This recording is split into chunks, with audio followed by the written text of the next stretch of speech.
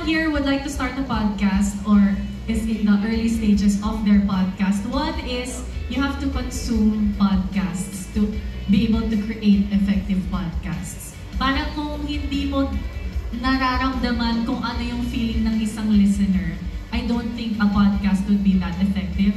But if you start consuming and you find your favorite podcast, I feel that will help you craft your podcast even better kasi each podcast has a different style.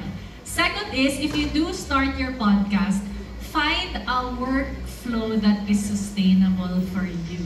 It's so easy to get started, do 3, 5, 10 episodes, pero after that, it fizzles out because hindi kaya ng schedule. It doesn't fit your life and your timeline.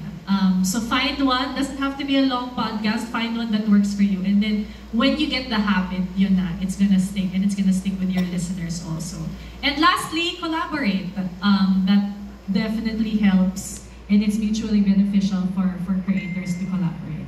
I think mine would be the pinaka-technical. When people start a pod and when people pitch pods to us, they always ask, how do I start?